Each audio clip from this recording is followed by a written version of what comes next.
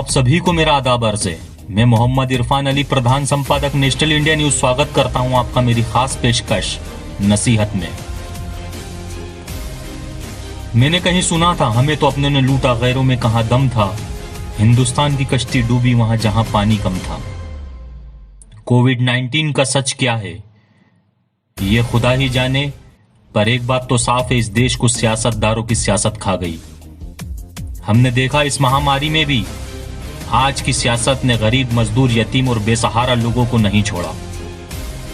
हम सभी ने यह भी देखा पिछले 3 माह में कितने लोग इस महामारी की चपेट में आए और कितने इस बीमारी से मौत के आगोश में समा गए। पर समझने वाली बात यह है कि इस महामारी से पहले भी कभी आपने पूरी दुनिया का जायजा नहीं लिया होगा। कितने लोग जीते हैं, कितने लोग मरते हैं और कितने लोग किस किस बीमारी में मुब्तला है, कितना लोग किस तरह से मौत के आगोश में समा गया, ये किसी ने नहीं जाना। यकीनन हम सभी ने ऐसा नहीं किया होगा, क्योंकि हमें अपने परिवार से, दोस्तों से, कारोबार से, सोशल मीडिया से बाहर निकलने का वक्त ही नहीं मिलता। अगर हम इन चीजों से बाहर निकलते तो हमें पता होता कि पूरी दुनिया में इस महामारी से मरने वालों की बजाय आम दिनों में मरने वालों के आंकड़े इससे कहीं ज्यादा है। फर्क सिर्फ इतना है, तालाबंदी के चलते हमें सिर्फ और सिर्फ वही दिखाया जा रहा है जो चल रहा है। कोरोना से ज्यादा कुछ सोचना नहीं, बस आज की यही सियासत है। आज जो लोग इस खुशफहमी में जी रहे हैं कि भारत सरकार ने 20 लाख करोड़ का आपको कुछ फायदा पहुंचाया जाएगा, तो ये ख्याल अपने दिल और दिमाग से निकाल दीजिए, क्योंकि जानकारों के मुताबिक ये बात साफ हो गई है कि इसमें लगभग 4.5 लाख करोड़ रुपया ही है जो पुराने कर्जदारों की अदायगी के बाद बचना है।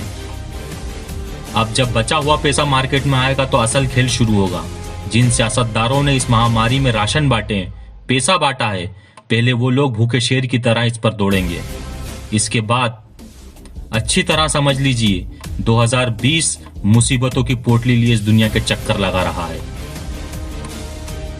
मुसीबत जो ये है वो महामारी या तालाबंदी नहीं, मुसीबत तो अब चालू होगी जब ये देश की तालाबंदी खुलेगी। अब हर तरफ आर्थिक संकट के चलते चोरी, चमारी, डकैती, लूटमारी और भ्रष्टाचार इस देश को निगल लेगा।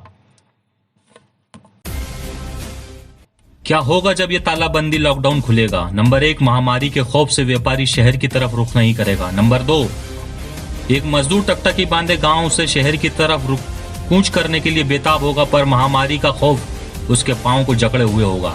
नंबर 3, नौकरी पेशा जब अपनी नौकरी पर लौटेगा तब सबसे पहले कंपनी का मालिक उससे 3 माह के नुकसान की भरपाई करने के लिए कहेगा। अगर अलग अलग टारगेट्स होंगे जो पूरे नहीं किए जाने पर लोग बेरोजगार होंगे। हर काम में झूठ की थाली परोसी जाएगी, जिसका स्वाद कभी तो लोगों को पसंद होगा, पर भविष्य में इसका परिणाम बहुत दुखद होगा। इस देश का जिम्मेदार नागरिक होने के नाते मैं आपसे यही निवेदन करूंगा, अगर आप हमारे भारत देश को ऐसी परिस्थितियों से बचाना चाहते हैं तो आपको आपके दिल से मौत का डर निकालना होगा। अपनी जिंदगी को महामारी के डर से ऊपर लाना होगा। हमारे देश की आर्थिक स्थिति को मजबूत करने के लिए उसके मजबूत पिलर बनना होगा। याद रहे, मौत मुकद्दर है और जिंदगी बेवफा। एक दिन आएगी, अगर ऊपर वाले ने मौत कोरोना से लिखी है तो कोई बचा नहीं सकता, और अगर नहीं लिखी है तो दुनिया से उसे कोई हिला नहीं सकता। जय हिंद, जय भारत।